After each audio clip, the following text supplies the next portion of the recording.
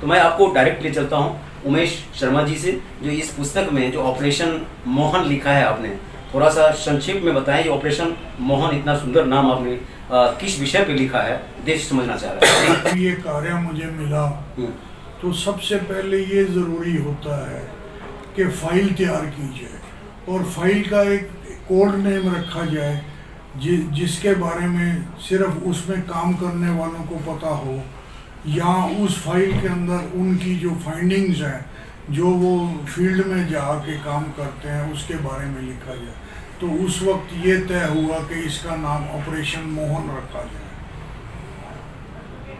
अगर उस घटना की बात करें जिसके लिए आपको जो है मौका दिया गया है, चांस दिया गया है, मेनका वर्सेस राजीव गांधी, ये एक सोमवार की घटना है। जब मैं ऑफिस पहुंचा तो मुझे संदेशा मिला कि जाओ अपने बॉस के कैबिन में जाके बैठो। तब तक बॉस नहीं आए हुए थे, मैं अकेला बैठा सोच रहा था कि ऐसा क्या है जो मुझे आज सुबह सुबह बुलाया गया।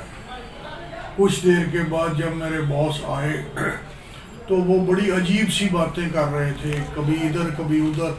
वो कुछ बताना चाहते थे लेकिन वो अंदर से शायद घबराए हुए थे।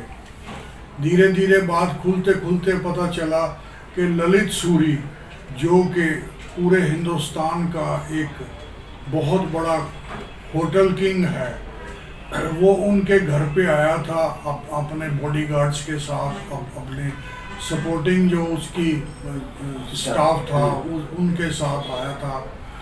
और वो मेनका गांधी के बारे में पता करवाना चाहता था कि उसके वहाँ कौन कौन आता है, क्या पैसे का लेन देन होता है, या और भी जो, क्योंकि वो जो खुद बताया गया था वो अपना राजीव गांधी का दोस्त था उस टाइम पे। तो क्योंकि मेरा बॉस जो है वो इस बात को छुपाना चाहता था कि मेनका का नाम किसी तरह छुपा लिया जाए, बाकी धीरे धीरे इन्वेस्टिगेशन में उसको सामने लाया जाए। तो बातों बातों में जब मैंने मेनका का नाम लिया कि इसके अलावा यूपी का कोई और बंदा नहीं हो सकता, तो वो समझ गया कि अब बात छुपाने का कोई फ़ायदा नहीं। अगले दिन से ये ऑपरेशन शुरू हमने दिल्ली में से किया। सबसे पहले मेनका गांधी के रेजिडेंस के बाहर, जो ऊपर सड़क के ऊपर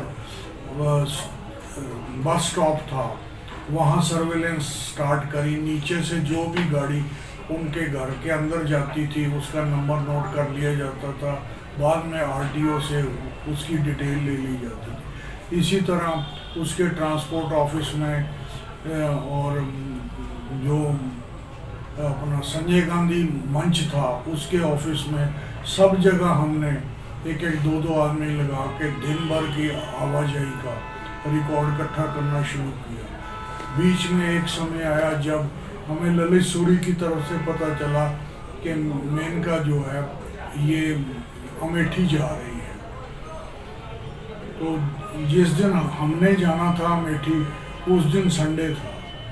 चांस की बात है कि संडे को सुबह 9 बजे मेरे पैर को मोच आ गई। इलाज कराते कराते शाम हो गई। जब स्टेशन पे पहुंचे तो कोई रिजर्वेशन नहीं था। अगले दिन जैसे तैसे करके पहले लखनऊ पहुंचे, पैर सूज चुका था।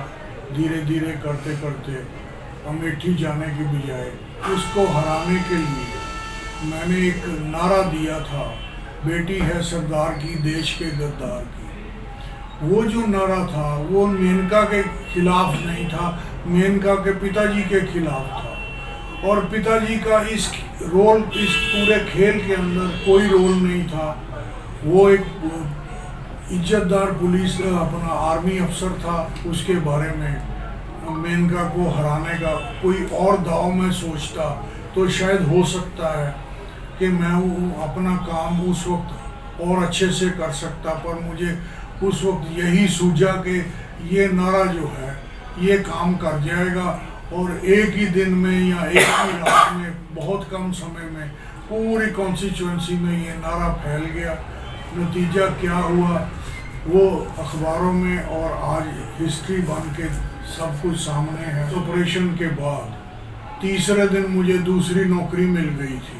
मैंने सब कुछ छोड़ दिया और धीरे धीरे मैं सब कुछ भूल गया। परिवार को पालने के चक्कर में कह लीजिए, या ये है कि अपने आप को बचाने के चक्कर में। तो जी आज आपने एक ऐसे व्यक्ति से मिले, उन्होंने एक छोटा सा अनूठा प्रयास किया। वो साहित्यकार नहीं है, कवि नहीं है, लेखक नहीं है, फिर भी जो उनके भाषा है, जो शब्द हैं, बहुत कुछ बयां कर रहे हैं। देश की एक ऐसी पार्टी जो मात्र 139 साल पुरानी है। जी देखिए, जो शर्मा जी ने लिखा वो उनके अपने भाव और जो उन्होंने एक्सपीरियंस किया, उन्होंने अपना एक्सपीरियंस इस किताब के अंदर पिरोया। और तेजर शर्मा जी, आइए चलिए बात करते हैं कि ऑपरेशन मोहन के दरमियान कुछ कहना चाह रहे हैं, अपनी बात, दिल की बात और देश के जज्बातों के साथ। कैसी राजनीति, और वो राजनीति जो कहीं न कहीं राजनीति को कहते हैं कि कीचड़। जी नमस्कार, पहले तो सभी दर्शकों को प्रणाम। देखिए, जिस तरह से ये आज उमेश शर्मा जी ने जो आज हमारे सामने एक इतिहास के पन्नों से जो उन्होंने खुद जिया है, आज उसके सामने एक सत्य सामने किया है। देखिए, उन्होंने एक शीर्षक दिया है किताब को, ऑपरेशन मोहन, एक नकली प्रधानमंत्री की नकली सरकार। ये विषय है राजीव गांधी के विषय में। उस समय में जो मेनका गांधी को सोनिया गांधी ने घर से निकाल दिया था, पार्टी उसमें विमर्श थी। इनकी किताब मैंने पढ़ी है। इनकी किताब में मुझे कहीं भी एक भी बात कहीं नहीं मिली है।